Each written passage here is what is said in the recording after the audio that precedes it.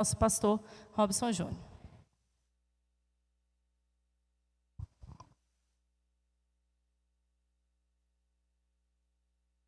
Graça e paz, irmãos. Amém? Glória a Deus. Por gentileza, vamos abrir as nossas Bíblias. Carta do apóstolo Paulo aos Romanos, o capítulo é o 6, versos 14 a 18.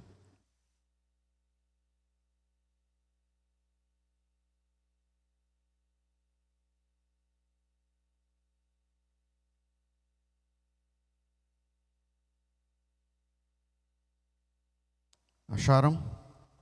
Hein?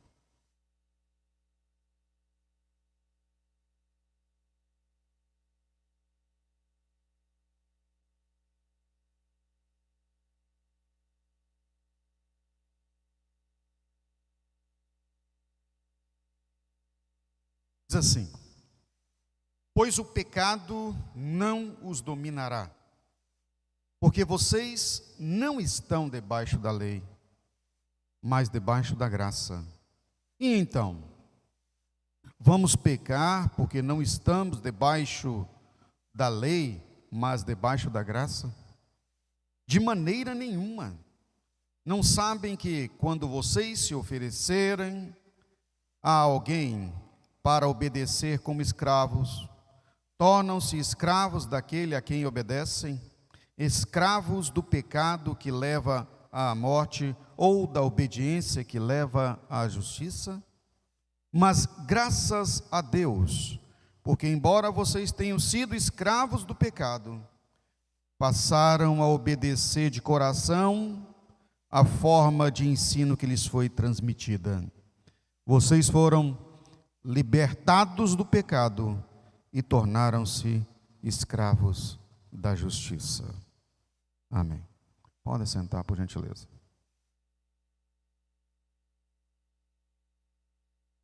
O tema da palavra que quero compartilhar com os irmãos aqui agora pela manhã: servos da graça. Repita comigo: eu sou um servo da graça. Amém?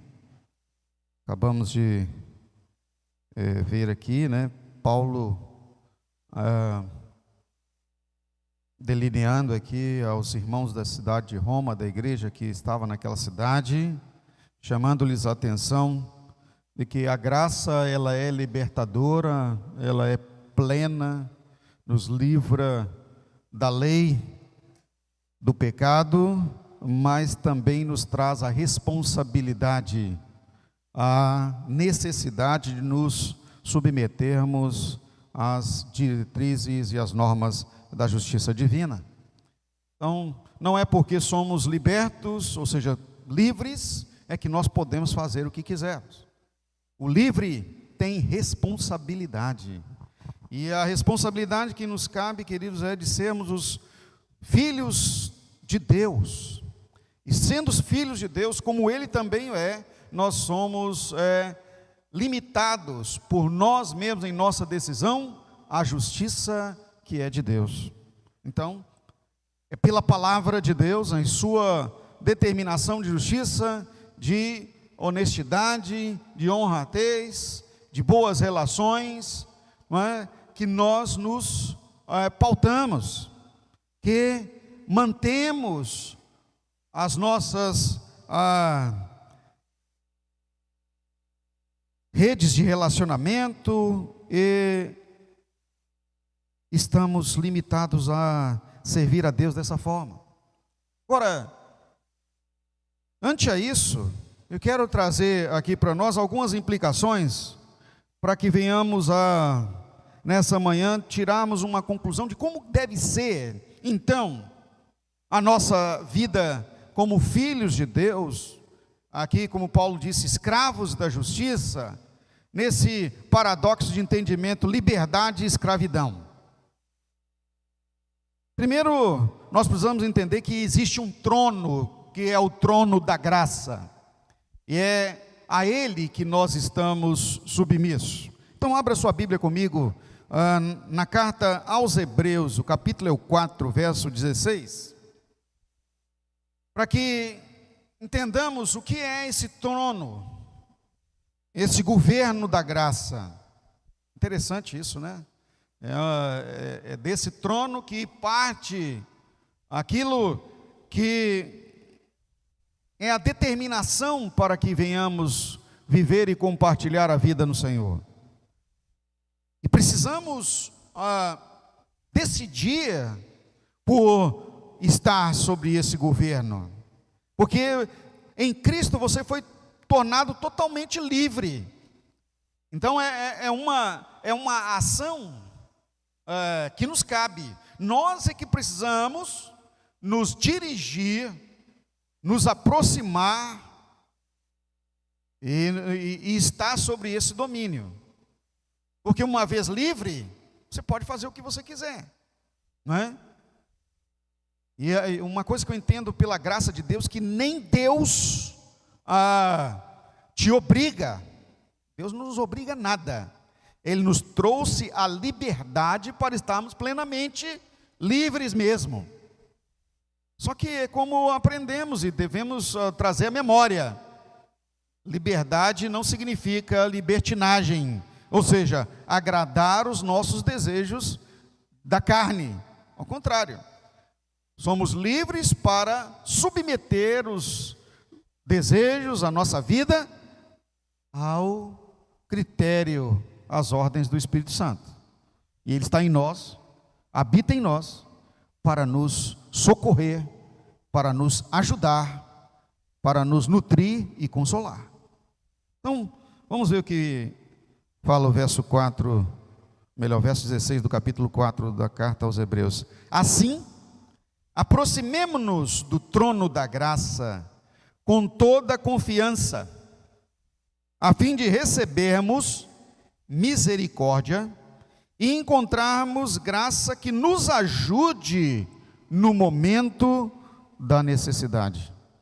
E aqui, essa expressão, graça que nos ajude no momento da necessidade, irmãos, centrei maior análise deste verso, porque eu percebo que nós temos necessidade o tempo inteiro.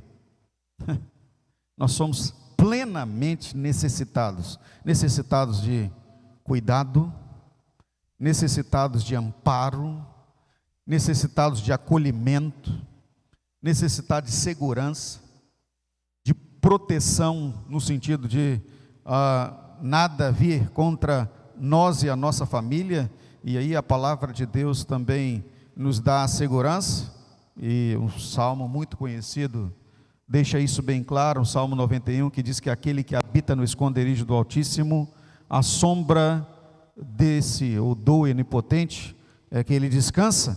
Então, quando nós nos aproximamos do trono da graça, e aí eu quero aqui lembrarmos que o trono da graça, a graça, ela advém somente do Senhor, é o trono do Senhor, é o trono do Espírito Santo, é o trono de Deus, e nele é que nós somos supridos em nossas necessidades.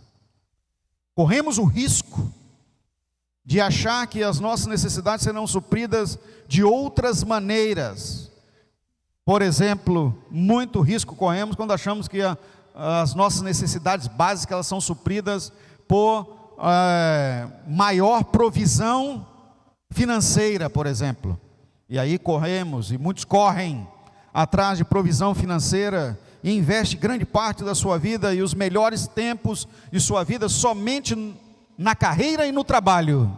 Só que se esquece que se o Senhor não lhe der saúde, se o Senhor não lhe estender a mão, não é a sua capacidade, nem a sua formação, competência, nem esforço que lhe irão garantir sustento nas áreas das necessidades básicas, como alimento, vestuário, moradia e essas coisas que nós achamos que são tão importantes, que temos que dar o maior e o mais tempo de nossa vida, como se diz, o tempo de qualidade.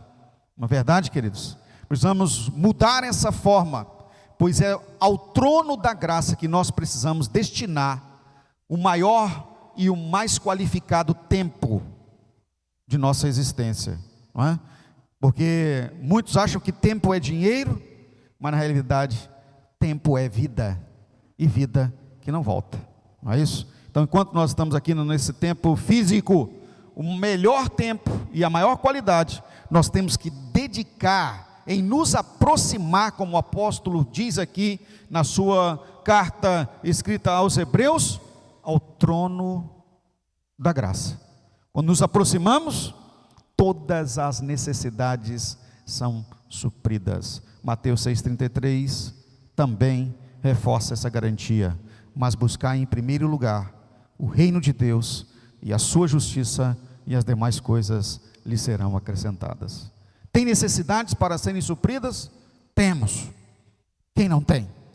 E quanto mais necessidades nós suprimos, é interessante isso, mais aparecem outras necessidades. Por exemplo, aqui um básico para você. Eu tenho um sonho de ter um carro. Maravilha. Deus vai lá, abençoa você e te dá o carro. Só que depois aparece a necessidade de ter recurso para colocar combustível. Sim ou não? Recurso para manutenção. O pior vem agora, começou agora. O recurso para pagar as taxas e impostos. Deus meu, tem misericórdia, não é? E depois disso, uma necessidade que muitos não consideram, mas hoje é importantíssima: tem que pagar um seguro. Meu irmão, minha irmã. E aqui na nossa região, que seguro caro, porque dizem que é o lugar que mais rouba carro no estado. Então, olha, como necessidades vão surgindo à medida que nós achamos que as necessidades são supridas.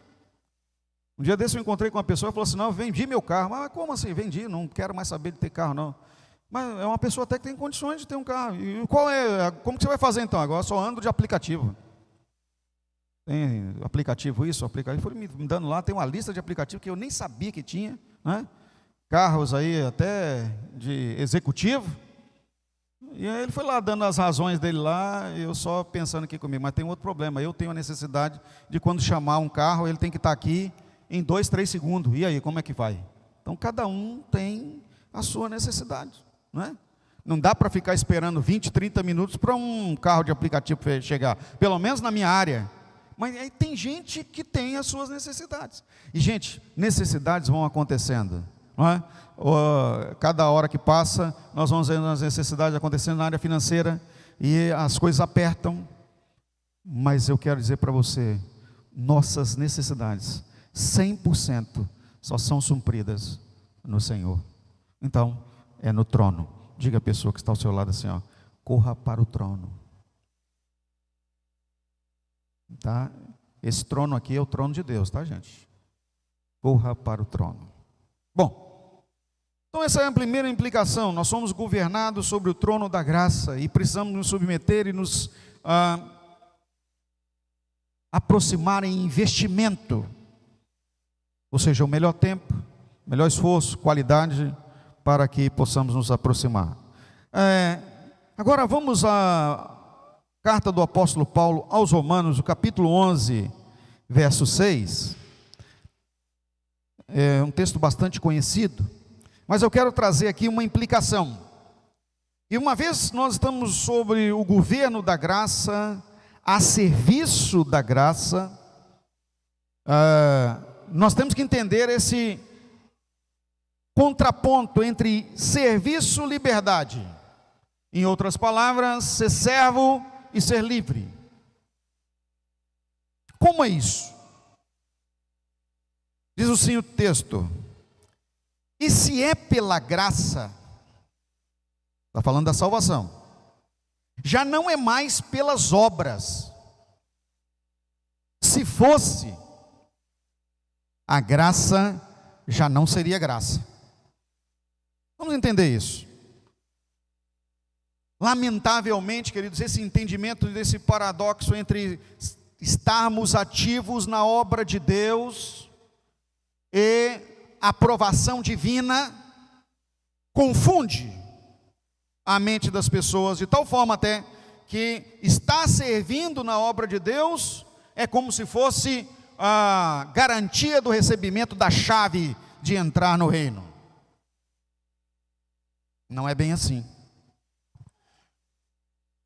Isso advém, infelizmente, da influência do sincretismo religioso, que tomou conta da pregação, desviou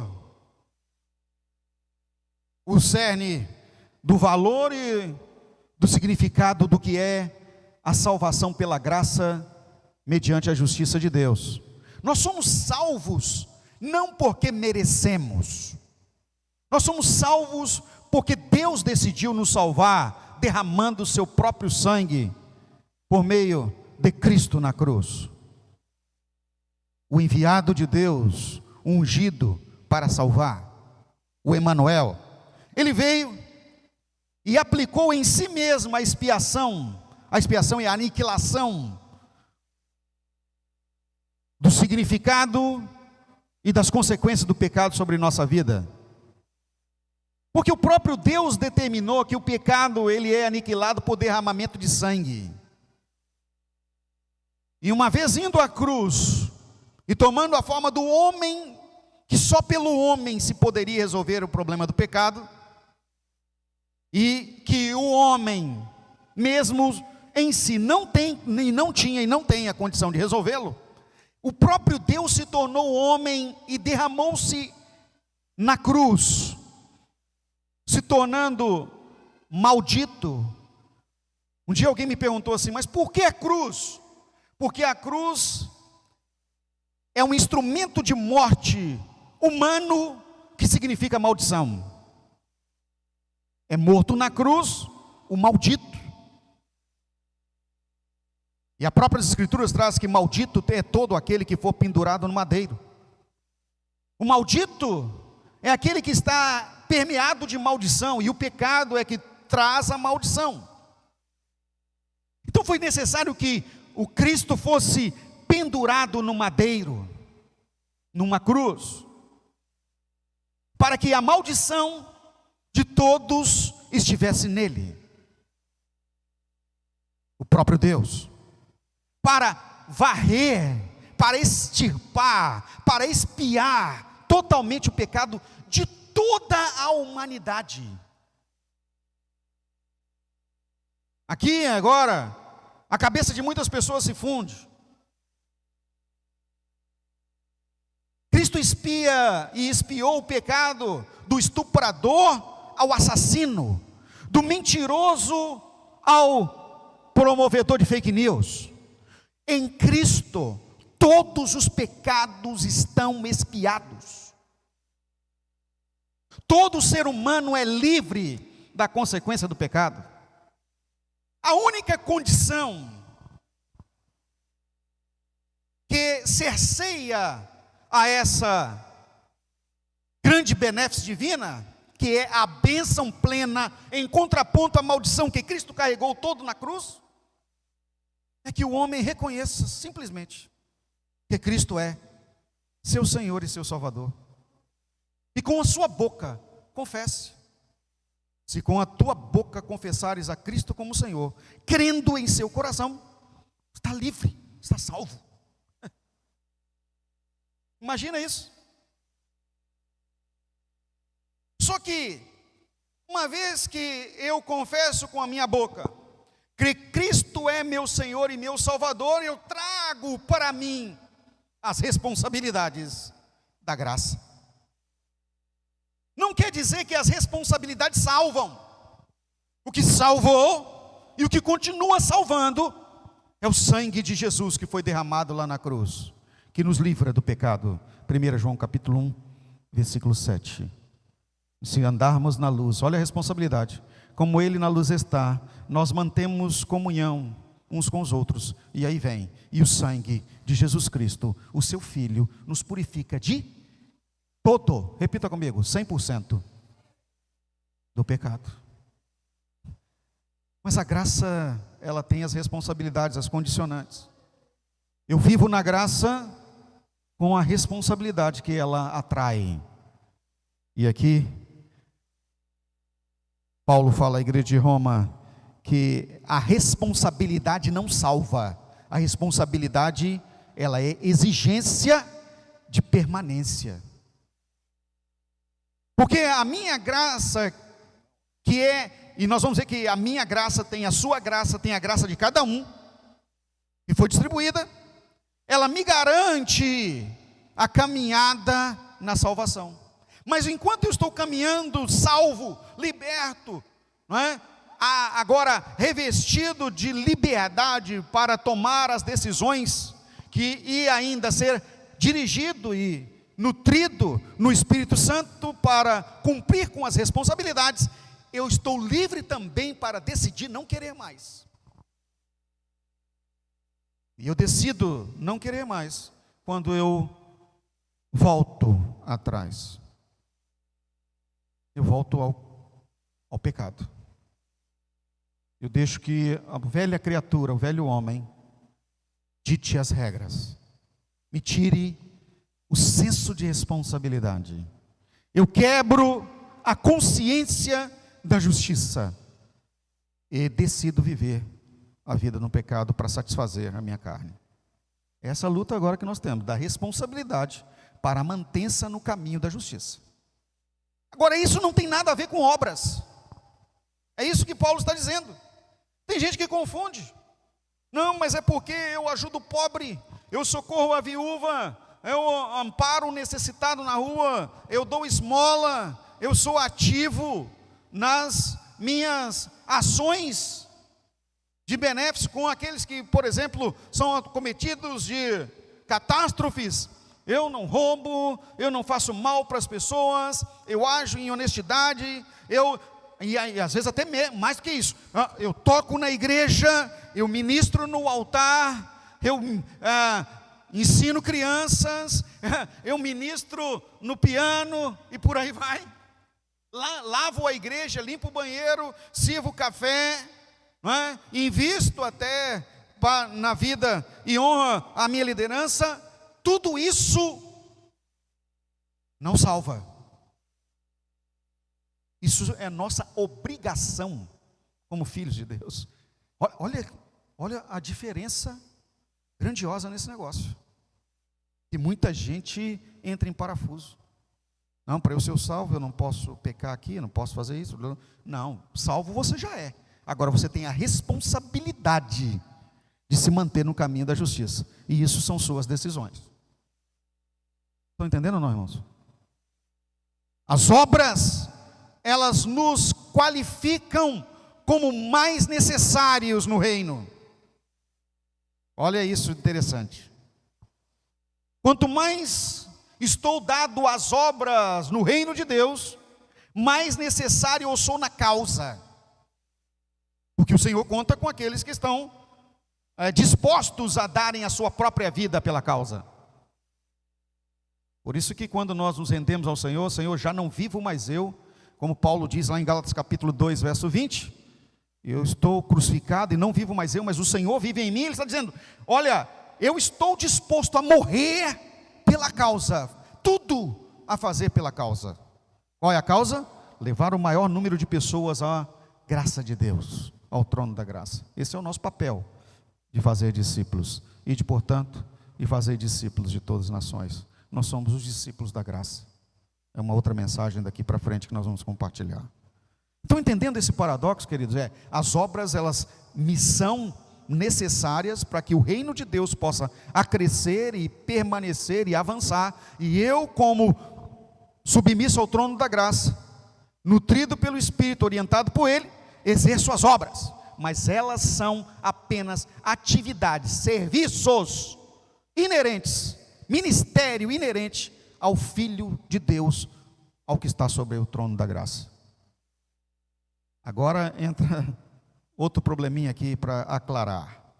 Se eu, sendo direcionado pelo trono, olha, presta atenção nisso, estou sobre o trono, sobre a governança, sim ou não? Quem entende que está sobre a governança de Deus, levante sua mão e diga sim. E aí o Espírito Santo, que é o diretor, o governador, diz, faça isso, e eu não faço. O que eu estou fazendo? Pecando. Deliberadamente decidi pecar em insubordinação ao Senhor que eu decidi me submeter. Aí eu entro em pecado e saio do domínio do trono da graça. É um negócio sério. Por isso que há essa confusão na cabeça das pessoas, não é? Quando nós nos decidimos, queridos, simplesmente assim, sermos servos de Deus, nós temos que obedecer integralmente a sua palavra. E uma vez que você é servo, quer dizer escravo, escravo não, de forma alguma, questiona, ele apenas faz acontecer, e faz acontecer muito bem. Só que o escravo, sem ser escravo da graça, ele está submetido a castigos. E o escravo na graça, quando ele é obediente, ele deixa de escravo, ele passa a ser amigo do Senhor. Já não te chamo mais de escravo, mas amigos. Amém? Olha que lindo isso. No reino de Deus, a lógica da escravidão é a lógica da promoção. Escreva isso. No reino de Deus, a lógica da escravidão, ela não é escravidão, ela é a lógica da promoção. Quanto mais me submeto ao Senhor, quanto mais tiro tempo sozinho com Ele, quanto mais me aproximo dEle, mais dEle eu sou. Não porque Ele decidiu ser assim, mas porque eu decidi a me submeter mais profundamente.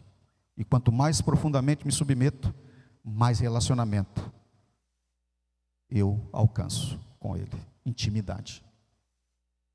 Quebrando então o paradoxo da graça, nós precisamos entender que cada um tem uma medida de graça. Tem uma medida da graça. Deus não dá a graça a todos da mesma monta.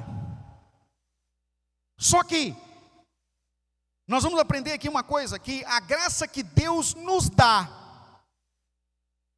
mesmo sendo de medida diferente, ela é muita graça. Acompanhe comigo Efésios capítulo 4, verso 7. Paulo fala à igreja de Éfeso, que era uma igreja muito ativa no serviço, em ministérios, uma igreja que tinha inúmeras lideranças capazes, pessoas treinadas, discípulos realmente fiéis. Ele diz: e a cada um de nós foi concedida a graça. Repita comigo: a mim foi concedido graça. Levante sua mão bem forte e fala: a mim foi concedida a graça. Diga aleluia. Amém, que nós somos da graça. Agora, detalhe do verso 7: conforme a medida repartida pelo Senhor da graça, por Cristo, pelo autor. Então tem uma medida diferenciada. Para ter certeza disso, acompanhe ainda Tiago capítulo 4, verso 6. O apóstolo Tiago escreve em sua epístola, verso 6 do capítulo 4, o seguinte: mas Ele nos concede, leia junto comigo, graça maior. 1, 2, 3 e... aleluia!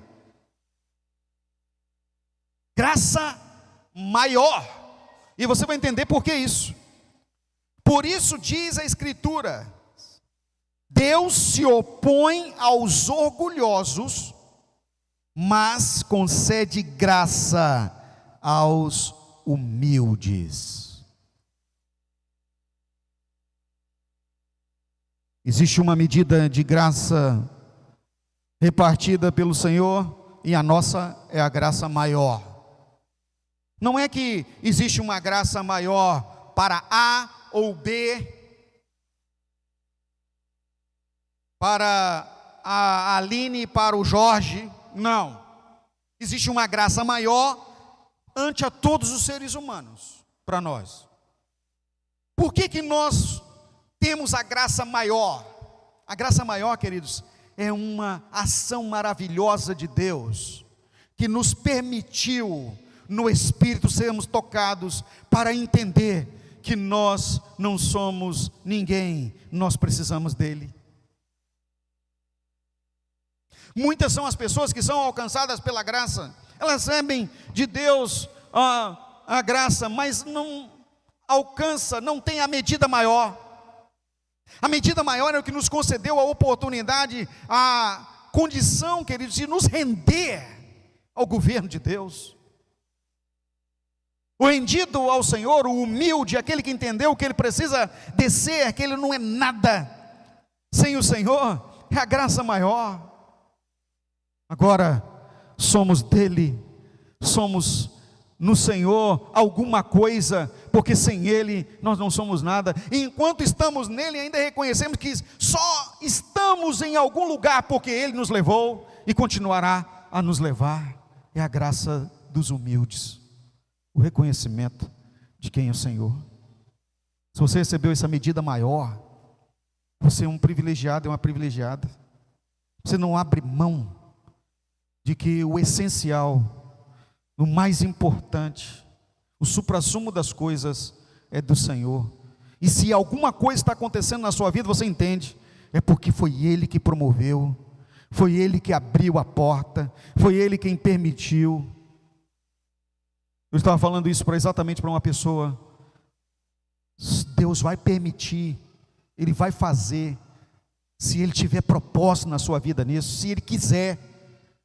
Não fique então preocupado, queridos, se não aconteceu e se não está acontecendo na sua vida, e é aquele que tem a graça maior, está tranquilo, está realizado, porque ele sabe que é plenamente a vontade de Deus que está sendo realizada, é o governo de Deus que está acontecendo. Então, no que você está agora para fazer, no que está oportuno à sua frente para fazer, no que você está sendo chamado para realizar, faça-o com excelência, faça o melhor, porque quanto mais sob a graça nos damos, mais de graça teremos. Repita comigo: quanto mais sob a graça eu der, mais de graça eu terei. Amém? Vamos se colocar de pé. Portanto, o serviço na graça, queridos, é ação de amor e realização de fé. O serviço na graça é ação de amor e realização de fé. Quanto mais a graça eu der, mais de graça eu terei. Senhor Deus, nesta manhã, eu louvo a Ti pelo privilégio que temos de nos curvar ao Senhor, entender, ó Deus, que é no serviço da graça que nós nos colocamos, decidimos por assim ser servos do Senhor, servos da justiça. Nos ajude, Espírito Santo, como o que nós aqui essa manhã compreendemos, o amparador, o consolador, o diretor, a nos amoldar, ó Deus, a servir a graça. Nos abençoe, fortaleça a vida da Tua igreja. Você que está entendendo que o Senhor está falando com você, põe a mão toda do seu peito e diga ao Senhor: Senhor, obrigado pelo entendimento da graça. Eu sei que eu preciso melhorar, eu sei que eu ainda preciso muito avançar, mas eu estou disposto e disponível ao Senhor. Nós vamos abrir um espaço para orar por você que quer receber oração. Servo da graça, para ser um servo da graça, uma serva da graça de qualidade profunda.